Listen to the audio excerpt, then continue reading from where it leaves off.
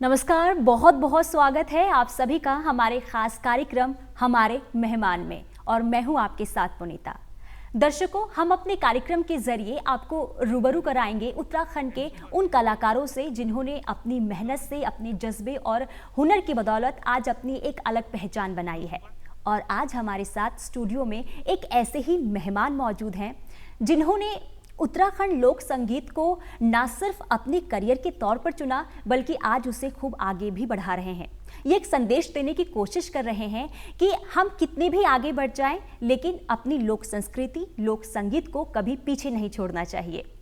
और जो मेहमान हमारे साथ मौजूद हैं, उनकी खासियत ये भी है कि जब ये अपनी लोक संगीत को लोगों के सामने प्रस्तुत करते हैं अपने एक अनोखे अंदाज से, तो लोग इनकी गायकी के दीवाने हो जाते हैं। मैं ज़्यादा बात नहीं करूंगी, आइए डायरेक्ट उन्हीं से आपकी मुलाकात करवाते हैं, उनसे बातचीत करते हैं। हमारे साथ मौजूद हैं दीपक चमोली जी। बहुत बहुत स्वागत है दीपक आपका हमारे कार्यक्रम में। नमस्कार पुनीता जी। और सबसे पहले तो मैं आभार व्यक्त कर दूँ दूरदर्शन केंद्र देहरादून को। आप लोगों ने मैं तो यक बुलाई, यक न्यूति, बहुत बहुत आभार आप लोगों को। चलिए दीपक, बातचीत तो बहुत सारी होगी, बहुत कुछ जानना है आपके बारे में, लेकिन हम चाहेंगे क्यों ना कार्यक्रम की शुरुआत एक भजन से हो जाए, क्योंकि आपने करियर की शुरुआत भी भजन से ही की है। तो शुरुआत हम कार्यक्रम की भी उसी से करते हैं। जी बिल्कुल जी। तो बोल दर्शन की सबसे पहले कोई जब काम हो तो गणेश जी महाराज को ध्यान कर दें, चाहे भारत में हो चाहे उत्तराखंड में कहीं भी हो। तो मैं दुई लाइन गणेश जी महाराज के सुनाना चाहूँ। त्या बाद आज बटे नवरात्र भी शुरू यहाँ छन, तो नवरात्र की भी बहुत बहुत बधाई छन सब भी देखने वाला दर्शकों होते हैं और आप सभी होते हैं जी। आपको भी बहुत बहुत शुभकामनाएं। देना हो या खोल दी का गणेशा, देना हो या मोरी का नारेणा, देना हो या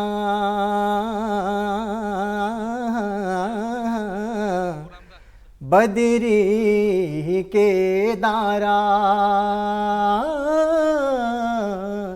देना हो या हरि हरि द्वारा। और दुईले माँ भगवती का वास्ता। मेरी हे धारी की देवी माँ भगवती तू देनी भेजे, मेरी हे धारी की देवी माँ भगवती तू देनी भेजे, तेरो कलसोड़े स्थान माँ भगवती तू देनी भेजे, तेरो कलसोड़े स्थान माँ भगवती तू देनी भेजे।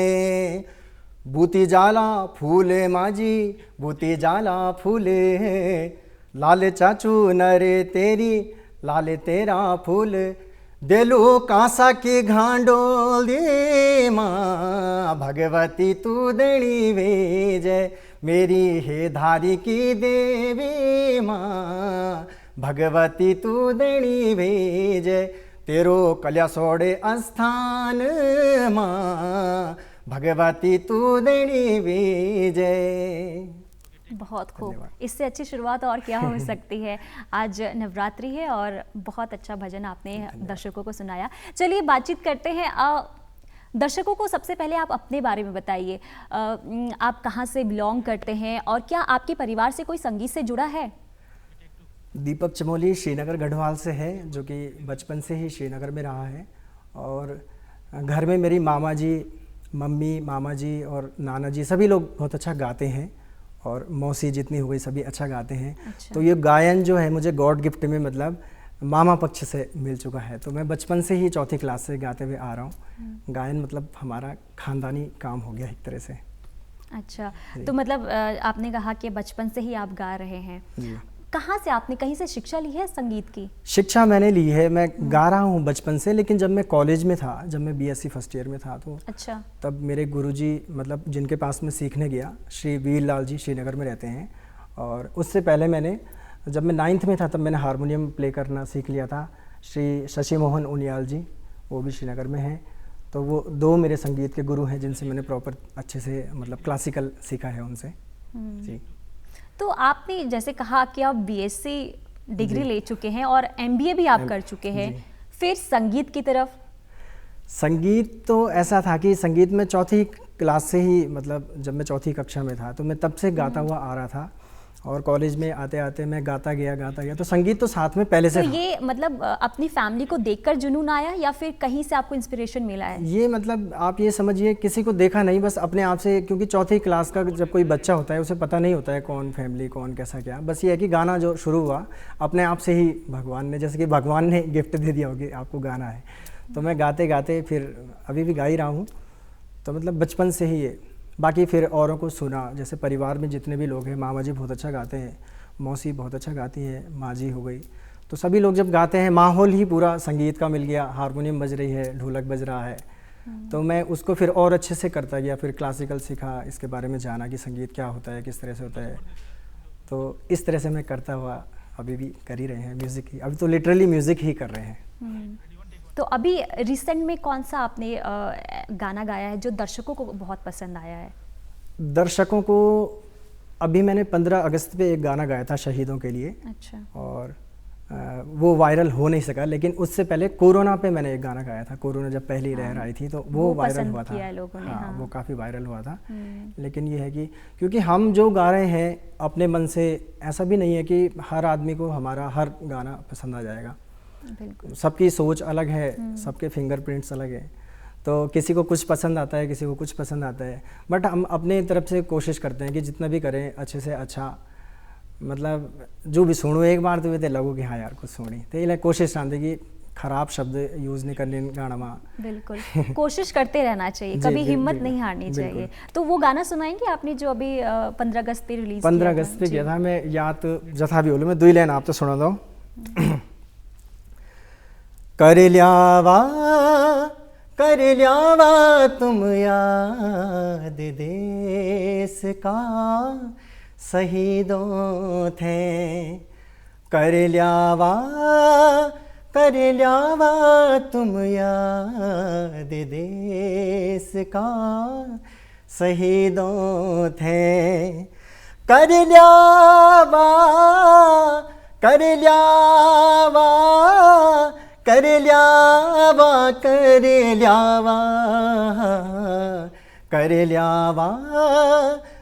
ल्यावा तुम याद देश का शहीदों थे, तेरे खुद मां तेरे सो जड़िया भी रोंदी रांदी, तेरे खुद मां तेरे माजी खाणू नी खे पांदी, ए जा तू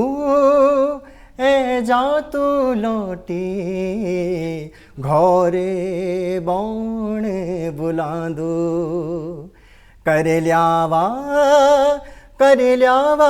तुम याद देश का शहीदों थे। हार्ट टचिंग सॉन्ग है, मतलब बहुत इमोशनल सॉन्ग है ये, और बहुत खूब गाया है आपने। दीपक ये बताइए, कहाँ से लोगों ने आपको पहचानना शुरू किया है? जी अभी लगभग 2-2.5 साल पहले हमने वीडियोस बनाना शुरू किया। हमें पता नहीं था कि वीडियोस भी बनाना है या कुछ होता भी है ऐसा कुछ, बट अपने मन से ही गाने गाते गए हम, एक के बाद बैक टू बैक अपलोड करते गए। तो जब मैंने 100 वीडियोस अपलोड कर दी थी यूट्यूब में, अभी तो सारे के सारे अवेयर हो चुके हैं, जितने भी लोग हमको या किसी को भी सुन रहे हैं, बच्चे सभी के घर में यूट्यूब चैनल है। लेकिन जब हम लोग काम कर रहे थे तो तब ये नहीं पता था कि सब्सक्राइबर बढ़ाने हैं या यूट्यूब में काम करना है, बस हम एक तरफ से गाते गए। तो 105 वीडियोस जब मैं अपलोड कर चुका था, उसके बाद में 106वें नंबर की वीडियो थी तेरी खुटियों माँ लगिन कुद गली सुमंतु नवे नाराज़। ये एक पुराना गीत है, हमारे पूर्वजों ने गाया है और उनका नाम भी किसी को पता नहीं है, काफ़ी पुराना सॉन्ग है। और मेरे अलावा भी काफ़ी सारे लोगों ने गाया है, लेकिन पता नहीं ऐसा क्या मैंने गा दिया, ये वीडियो वायरल हो गई थी। ये वीडियो वायरल हुई तो सभी के फ़ोन आने लगे मुझे कि इस पेज में भी तुम्हारी वीडियो, इस पेज में भी वीडियो चल रही है, ऐसे हुई तो इस करके यहाँ से मेरा यूट्यूब चैनल ग्रो हुआ और तब जाके तब पता चला कि अच्छा सब्सक्राइबर भी बढ़ते हैं या यूट्यूब में ऐसा करना है। तो वीडियोस तो खैर तभी भी हम पहले भी काम कर ही रहे थे, अभी भी कर रहे हैं। तो इस वीडियो से सपोर्ट मिला, उसके बाद में काफ़ी सारी वीडियोस। तो जैसे आपने कहा कि 105 वीडियो आपने अपलोड किए जी, और 106 में आपको लोगों ने जानना शुरू किया। तो इस बीच में कभी ऐसा हुआ कि यार इतनी मेहनत कर रहा हूँ अब छोड़ देता हूँ, मतलब कभी ऐसा महसूस हुआ? कभी ऐसा नहीं हुआ। आप अब मेहनत करते क्योंकि मैं संगीत को जीता हूँ। अगर मैं करता तो मैं जॉब करता, फिर मैंने बीएससी किया, एमबीए मेरे 2011-12 में कंप्लीट हो गया था। अभी मैं जॉब करता तो अच्छी सैलरी में कहीं ले रहा होता। लेकिन मुझे म्यूज़िक जो है वो बचपन से ही, जैसे फ़ोन में इनबिल्ट ऐप होती हैं कुछ, तो वैसे ही मेरे इनबिल्ट ऐप है संगीत। तो मुझे कभी भी ऐसा नहीं होता है कि व्यूज़ कितने आए या किसी ने मुझे तारीफ़ कर दी या गाली दे दी, कुछ भी लोग कैसे भी कमेंट करते हैं, कोई बहुत अच्छा, तो उससे मुझे कुछ भी फ़र्क नहीं। बस मुझे पता है कि मुझे कहाँ पे जाना है, मेरा एम सेलेक्टेड है और मुझे कैसा गाना है, उत्तराखंड को किस तरह से दिखाना है अपने ज़रिए, वो मेरा सारा सेलेक्टेड है। तो मैं बहुत अच्छा संदेश आपने दिया है कि एम होना चाहिए, बिल्कुल हिम्मत नहीं हारनी चाहिए कि भले कितनी कठिनाइयाँ आए लेकिन हिम्मत कभी नहीं आनी, अपने एम पे अडिग रहना चाहिए और एक ना एक दिन पूरा ज़रूर होता है। तो चलिए दीपक, वो गाना ज़रूर सुनना चाहेंगे जिससे आपको पॉपुलैरिटी मिली है। बिल्कुल, सुमन तू ना वे नाराज। तेरी खोटियों माँ लगिने कुत ग्याली, लगिने पराज सुमन तू ना वे नाराज। तेरी खोटियों माँ लगिने कुत ग्याली, लगिने पराज सुमन तू ना वे नाराज। सगोड़ी बड़ी च सुमन, सगोड़ी बड़ी चा, सगोड़ी बड़ी च सुमन, सगोड़ी बड़ी चा, सगोड़ी बड़ी च सुमन, सगोड़ी बड़ी चा। तेरी मुखोड़ी क्या ने भाई खुद लगी चा, तेरी खोटियों माँ लगिने कुत गली, लगिने पराज सुमन तू ना वे नाराज। पढ़ी लिखी छे सुमने निगडन घोरे, ओ पढ़ी लिखी छे सुमने निगडन घोरे। तू छे मेरी दिल की प्यारी चंदा सी चकोरे, डाखानो माँ हुई चा गड़बड़ी, डाखानो माँ गड़बड़ी हुई चा सुमन तू न वे नाराज। तेरी खोटियों माँ लगिने कुत ग्याली, लगिने पराज सुमन तू न वे नाराज। बहुत खूब। धन्यवाद। ये जो अंदाज था ना, यही वजह है कि लोगों ने इसे इतना पसंद किया है गाने को। ये बताइए कि इंस्पिरेशन कौन है, किसे मानते हैं आप अपना आइडल? जितने भी लोग मुझसे अच्छा करते हैं वो सारे के सारे मेरी इंस्पिरेशन है। तो अभी नाम लूँ तो मैं जैसे नरेंद्र सिंह नेगी जी हो गए, उनका एक भी गाना कोई ख़राब नहीं मिला आज तक। जितना भी गाया बिल्कुल बहुत सोच समझ करके, मतलब मैं सीधे सीधे कह सकता हूँ कि शब्दों में और धुन बनाने में, मतलब लिरिसिस्ट और कंपोज़र उनके जैसा तो दूसरा कोई है नहीं उत्तराखंड में। बिल्कुल। तो जैसा जैसा नेगी जी चले हैं, मैं कोशिश करता हूँ मैं उनके पीछे पीछे चल पाऊँ या उनसे सीख पाए। मतलब हम अन्य और भी नाम हैं, लेकिन नेगी जी का गायन मुझे सुलझा हुआ लगता है। मैं खुद टेढ़ा गाता हूँ वैसे।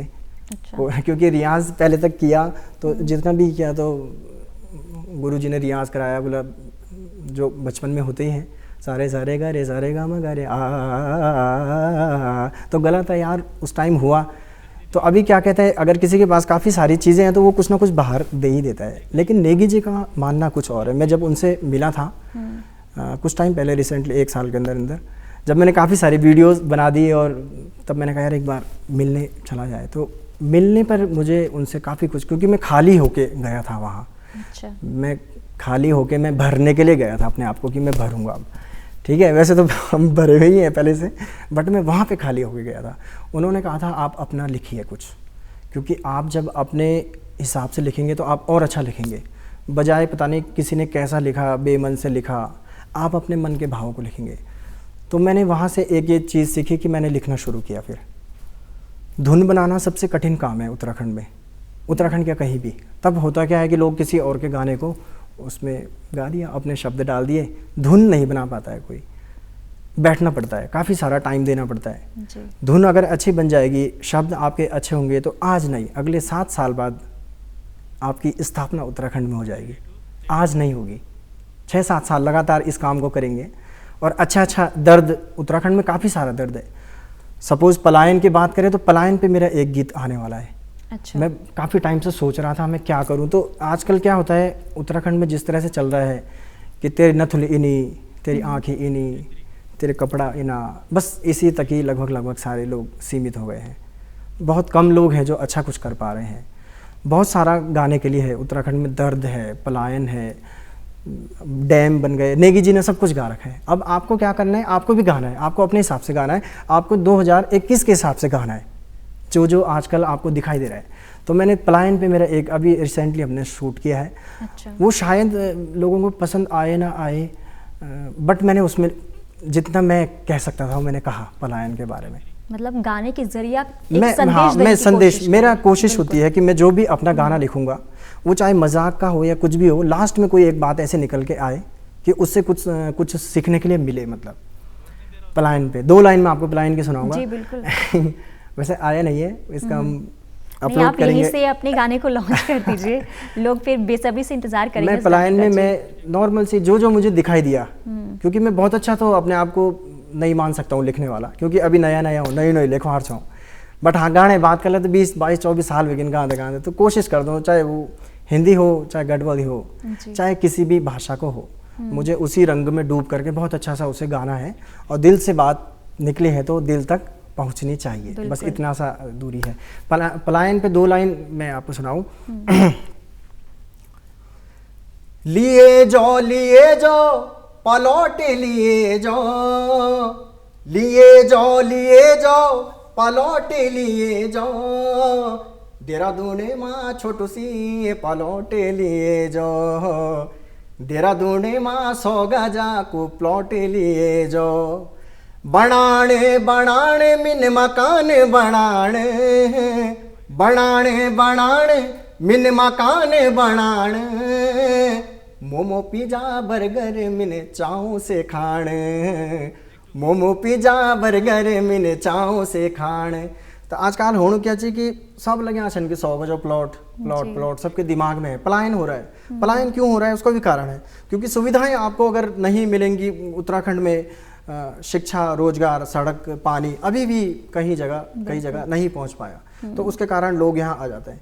फिर यहाँ आके क्या होता है, फिर उनके साथ 35 साल माँ सुगर वे गई, 35 साल माँ सुगर वे गई, ऑफिस जाना को फिर देर वे गई, आज ऑफिस जाना को फिर देर वे गई।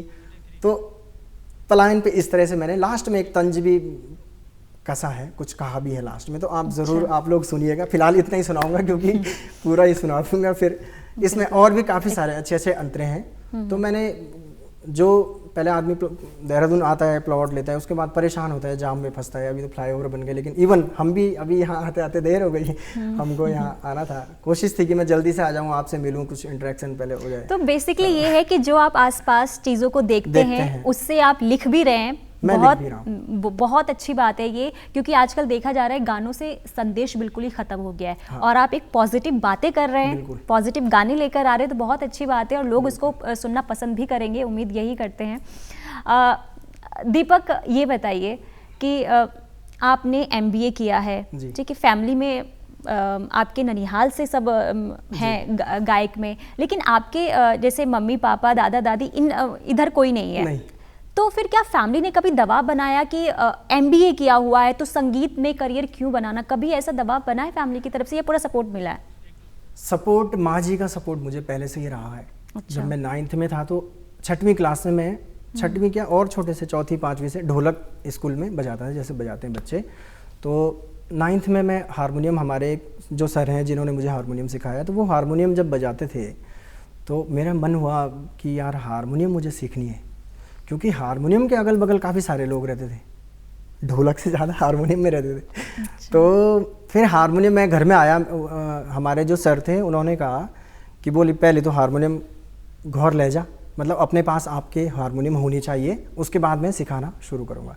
मैं घर में मैंने माँ जी को कहा कि ऐसा ऐसा है, मुझे हारमोनियम सीखनी है, तो तुरंत मतलब इंस्टेंटली एक्शन जैसे होता है, तो मैं उसी दिन मतलब नाना जी की पुरानी हारमोनियम लाया, काफ़ी 35-40 साल पुरानी, फिर उसमें टेप वगैरह लगा के उसको बजाने लायक किया। हवा मतलब हाथ ज़्यादा थकता है फिर उसमें। वहाँ से मैंने सीखना शुरू किया। मात्र 15 दिन मेरे ख्याल से उन्होंने मुझे सरगम वगैरह बजाई और बताई थी, और 15 दिन में ही मैं बजाना शुरू कर गया था। अच्छा। उसके बाद तब मैं 9th में था, 9th 10th 11th 12th। उसके बाद जब कॉलेज में आया तो कॉलेज में भी, कॉलेज में कैसे होते लड़के, घूमने घुमक्कड़ी सब। तो एनुअल फंक्शन में पंकज गहरोला भाई और हमारे दीपक डोभाल भाई, अन्य 1-2 लोग और थे, उन्होंने कहा कि ये लड़का तुम्हें अच्छा मिल गया। क्योंकि मैं एनुअल फंक्शन जब हो रहा था तो मैं सबसे लास्ट में गया कि सर मुझे भी गाना है। अच्छा। उन्होंने कहा कौन है भाई, कहाँ से क्या, क्योंकि अटेंडेंस तो थी नहीं, 14% हाजिरी थी, बस घूमना था कॉलेज में। तो गाया और फर्स्ट आ गए हम लोग।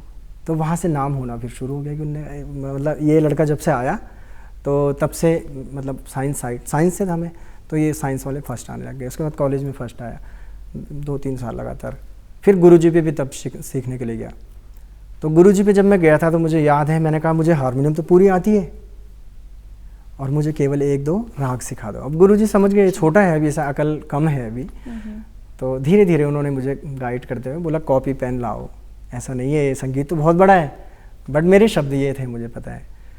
तब धीरे धीरे तब समझ में आया, अच्छा राग है, ये है, ऐसे ऐसे करके तब सीखते गए। तो अभी भी सीख ही रहे हैं। अभी भी तो कोई, आजकल सोशल मीडिया का दौर है, कोई कम नहीं है। एक रात में कोई बचपन का प्यार गा के हीरो बन सकता है। कोई आजकल छोटा नहीं है। कभी किस्मत अगर किसी की बुलंदियों पे है तो बताओ। चलिए, इसी से जुड़ा मेरा एक सवाल है, क्या सोशल मीडिया को जरूरी समझते हैं कितने, क्योंकि आपको पॉपुलैरिटी उसी से मिली है, तो कितना जरूरी है आजकल? जरूरी तो है जी। और पर एक दिन नेट नहीं सचानो वही दिन सबों के हार्ट बीट धड़कन बंद हुई है ना।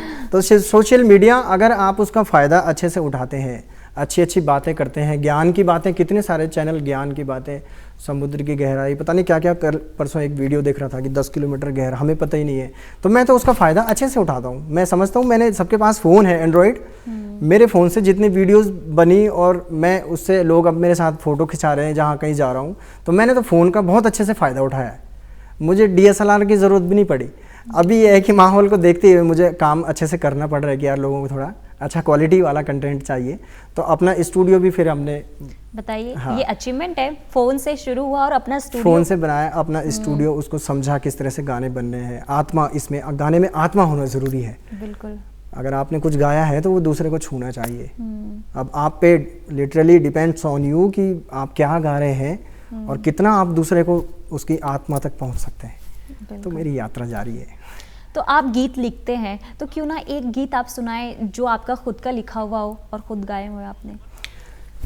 एक गीत तो मैंने अभी जो शुरुआत में अभी भी गाया 15 अगस्त का। अच्छा। लाइन भी गाया था, बहुत ज़्यादा तो नहीं लिखा है। मैं केवल सेलेक्टेड चीज़ें अभी तक लिख पाया हूँ। ट्रेन पे भी मैंने एक गाना लिखा है। अच्छा। बट मैं उसको सुना नहीं पाऊंगा क्योंकि हाँ, क्योंकि हम लोग क्या करते हैं जब वीडियो अपलोड करते हैं तो पहले टीजर एक छोटा सा अपलोड करते हैं। ठीक है। तो टीजर मेरे सारे यहीं पे हो जा रहे हैं। तो चलिए, हाँ। कोई ऐसा गीत सुना दीजिए जो आपको बहुत पसंद हो और लोगों ने भी बहुत पसंद किया हो। हाँ, मैं आपको स्वाणी की कुछ लाइनें अगर मैं भूलूँ ना जी, क्योंकि मेरे पास अभी हथियार नहीं है, मेरे डायरी नहीं है। स्वाणी मेरे 4.2 मिलियन व्यूज़ हैं उसमें जी। 2 लाइन सुनना चाहेंगे जी। हे मेरी स्वाणी स्वाणी सरेला, हे मेरी स्वाणी आहारे रूप की रानी धर्म जानी, हे मेरी स्वाणी, हे मेरी स्वाणी स्वाणी सरेला, हे मेरी स्वाणी, हे मेरी स्वाणी मेरी पाराणी जानी बूझी ना वेज आ जानी माया जरासी, हाँ हाँ माया जरासी मेरी पाछाणी, हे मेरी स्वाणी हो, हे मेरी स्वाणी स्वाणी सरेला, हे मेरी स्वाणी। लाइन याद नहीं आ रही है इसकी। चलिए, अच्छा ये बताइए दीपक, आपने भजन भी गाए हैं और फोक भी गाते हैं, आपको क्या पसंद है, भजन गाना या फिर फोक? मैं सब कुछ गाता हूँ। आप मतलब पसंद क्या सबसे ज्यादा? सब पसंद है। सब पसंद है। देखो, मैं संगीत से हूँ और स्वर स्वर जिसके अंदर होंगे, संगीत जिसके अंदर होगा, वो सब कुछ पसंद करेगा। अब वो अलग बात है कि किसी को गज़ल पसंद है, लेकिन मैं तो पहले गज़ल भी मैंने काफ़ी गाई। अभी मैं जब गढ़वाली भी कोई गाना गाता हूँ तो मैं पूरा का पूरा गढ़वाल के अंदर घुस जाता हूँ। मैं कुछ, आप मुझे कुछ बाहर का दोगे, हरियाणवी सपोज आपने मुझे दे दिया तो मैं फिर हरियाणवी, आप फिर बता नहीं सकते कि ये लड़का गढ़वाली है या गढ़वाल से है, फिर मैं वैसा ही बन जाऊँगा। तो ये सेंस होना ज़रूरी है। आप जैसा गाना गाएं आप वैसा ही हो जाए। मतलब हरियाणवी में एक गाना आया था कि बता मेरे यार सुदामा रे पाए गणे दिना में आया, ऐसा कुछ करके। तो वो एक बार किसी कॉन्सर्ट में गया था हरियाणा, तो वहाँ सुनाया मैंने, तो उन्होंने कहा आप यहीं से है क्या? पंजाब जब जाता हूँ तो पंजाबी सुनाता हूँ। मतलब पूरी तरीके से अपने आप को ढाल लेते हैं। हाँ, मैं सब आपको, मुझे ये बहुत अच्छी बात है। आपसे बात करके तो बहुत मज़ा आ रहा है और आपके गीत सुन के भी बहुत मज़ा आ रहा है। वक्त की पाबंदी है, लेकिन चाहेंगे जाते जाते एक और गीत आप दर्शकों को सुनाएं, क्योंकि वक्त नहीं हमारे पास है। ठीक है, मैं दुई लाइन सुनाना चाहूँ। भगवान शंकर के पास था कि केदारनाथ जब से मैं गया था तब से मुझे ऐसा महसूस हुआ कि मेरी किस्मत वहीं से जितनी भी खुल पाई है या खुल रही है, या जो भी मेहनत मैं कर पा रहा हूँ शंकर भगवान के वजह से। तो मैं दो लाइन जो काफ़ी पुरानी ये पंक्तियाँ हैं। भोले बाबा तुम्हारी कसमा तुम्हारू रूप बस्यूं ची मने माँ, भोले बाबा तुम्हारी कसमा तुम्हारू रूप बस्यूं ची मने माँ, भोला का संग माँ गौरा रंदीना, भोला का संग माँ गौरा रंदीना, गौरा रंदीना माता गौरा रंदीन, बाबा गौरा की छने कसामा, भोले भगतों को मान रख्याना, भोले बाबा तुम्हारी कसमा तुम्हारू रूप बस्यूं चे मने माँ, शिव जी कैलाश रंदीना, शिव जी कैलाश रंदीना, गौरा का गेल माँ, ध्यान मगन रंदीना, हाँ ध्यान मगन रंदीना, बड़ू का छेल माँ, हो शिव जी कैलाश रंदीना, गौरा का गेल माँ। धन्यवाद। बहुत खूब दीपक, आपसे बातचीत करके बहुत अच्छा लगा और उम्मीद करते हैं कि दर्शकों ने भी संदेश, एक मैसेज लिया होगा आपकी बातों से सुनकर। बहुत बहुत शुक्रिया, आप हमारे साथ आए और अपना वक्त दिया, बहुत बहुत शुक्रिया। आपने सुना दीपक चमोली आज हमारे साथ थे और जिस तरीके से उन्होंने पॉजिटिव बातें की है, उम्मीद यही करते हैं कि युवाओं को भी इनसे एक सीख लेना चाहिए कि पेशेंस जो है वो कभी खोना नहीं चाहिए। आप बस एक जुनून बना लीजिए और उसी को ज़िंदगी बना लीजिए, तो आप आगे बहुत कुछ कर सकते हैं। तो चलिए आज के इस कार्यक्रम में मेरे साथ इतना ही, दीजिए इजाजत, नमस्कार।